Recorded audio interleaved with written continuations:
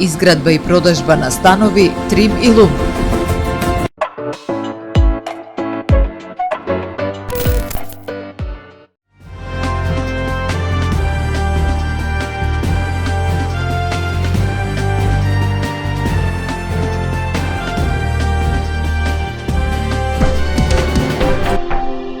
Медицински експерти од повеќе земји денеска во Охрид го отворија 11-тиот конгрес за ретки болести во Југоисточна Европа, каде во фокусот се новите достигнувања во дијагностиката, персонализираната медицина и обезбедувањето на времена терапија за пациентите.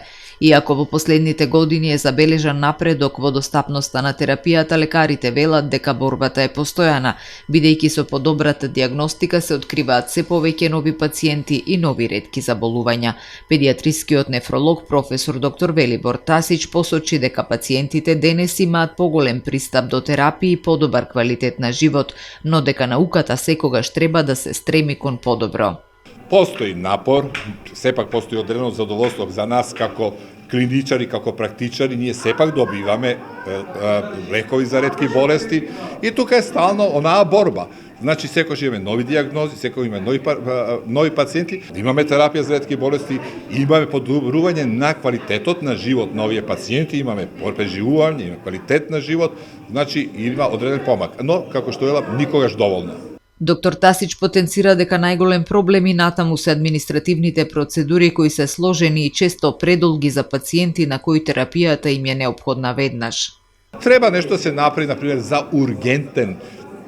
Видите, не се разбирам за проблематика, не може да дам сод, али треба нешто се направи да ова процедура административно се скрати. Значи имате и ситуации кога заради еден пациент, да кажеме некаква компанија, не искача на тендер, не се исплати. Треба државата да го реши тој проблем, да најдеме начин, солуција. Според професорот по педиатрија доктор Зоран Гучев, ретките болести се специфични бидејќи дури искусни лекари во текот на кариерата може да се сретнат само со еден случај од одредено заболување. Дури во развиените европски земји дијагностицирањето може да трае по 10 години, но нагласи Гучев дека за овие пациенти откако ќе се дијагностицираат најважна е континуираната терапија, бидејќи секој прекин може сериозно да ја влоши состојбата.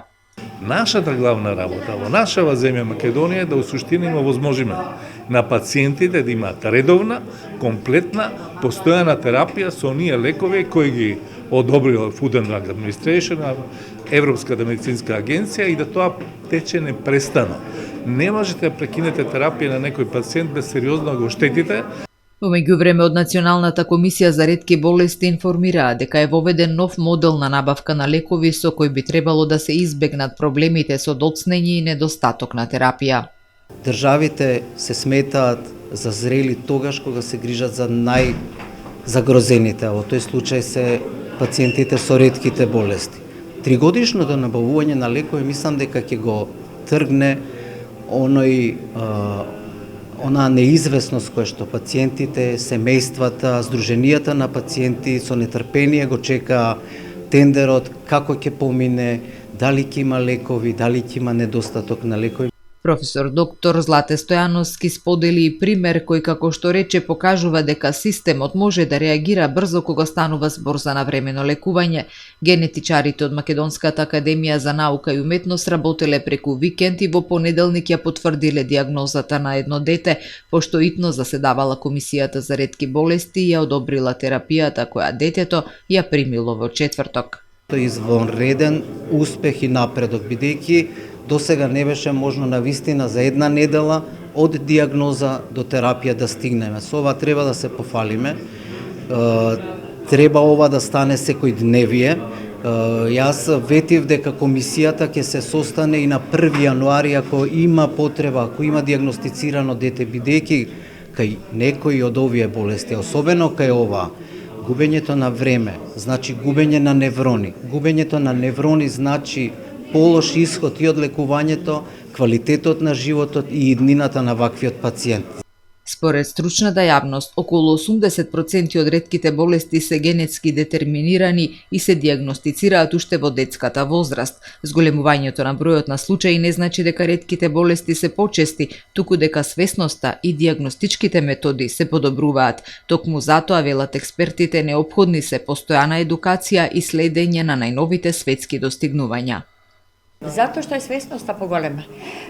Пред се не е ова маркетинг, ова е побудување на свесност дека не сме сите исти, дека во најопштото постои нешто толку различно кое што ќе открие ретко или ултраретка болест и таа истата можеби за неа има веќе достапен лек. И таму каде што сметаме дека ни е потребно се уште соработка, секогаш треба, меѓутоа и дополнителна диагностика, пријателите од околината, од Европа и од светот ни се секогаш достапни. Поддршка за ваквите регионални научни средби како Конгресот во Охрид стигна од учесниците од Србија кои оценуваат дека токму размената на знаења и искуства е клучна за подобра грижа за пациентите. Болесници се ретко болести, имају ретке болести, али Лицата со ретки болести имаат ретки болести, но тие не смеат да бидат сами. За нив мора постојано сите да размислуваме и токму тој напредок во технолошките достигнувања ни овозможи многу полесно да ги диагностицираме овие лица и да им обезбедиме адекватна терапија. Јас токму затоа би сакала да ги пофалам колегите од Македонија кои веќе 11 пат се сретнуваат на тема на ретки болести и кои на тој начин навистина ја подигнуваат свеста не само во медицинската, туку и во немедицинската јавност за пациентите кои имаат некои од ретките необични заболувања. година ти проблеми су све мањи. На конференцијата во Охрид, која годинава се одржува под мотото кон персонализирана медицина, лекари, научници, институции и здруженија на пациенти од Македонија, Турција, Хрватска, Словенија, Србија и Косово во наредните денови ќе разменуваат искуства и нови научни сознанија за ретките диагнози и унапредувањето на грижата за лицата со ретки болести во регионот. Граѓанската иницијатива Охрид СОС обвинува дека локалитетот Мауцкер, наместо да биде дел од природното и културно наследство на Охридскиот регион, е претворен во нестандардна депонија, додека институциите со години не преземаат конкретни мерки за решавање на проблемот. Во реакцијата испратена до медиумите од Охрид СОС велат дека и покрај бројните апели, дописи и јавни реакции, состојбата на теренот секојдневно се влошува. Според нив на локалитетот нелегално се депонира различен вид отпад, меѓу кој опасен отпад, градежен шут, пластика, стар мебел, па дури и мртви животни.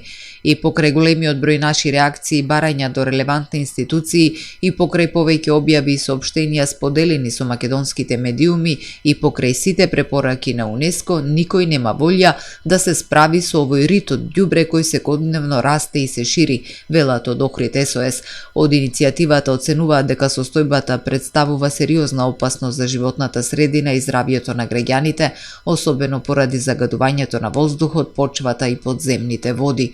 Тие подсетуваат дека во препораките на реактивната мониторинг мисија на УНЕСКО, ИКОМОС и ИУЦРН од 2024 година, како и во претходниот извештај од 2020 година, било побарано затворање на сите нерегуларни депонии во Охридскиот регион, меѓу кои Мауцкер, Буково и Струшката депонија, како и санација на загадените подрачја.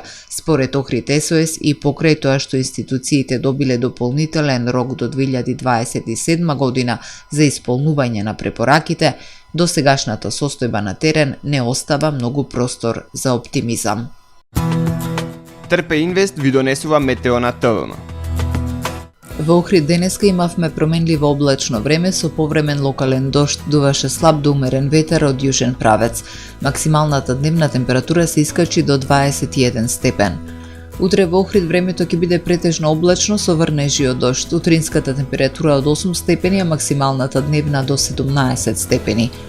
Температурите во Македонија утре во интервал од 5 до максимални 21 степен.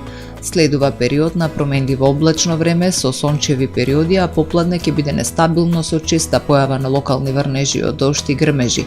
Локално процесите ќе бидат поинтензивни во форма на краткотрајно невреме со пороен дожд, грмежи и силен ветер.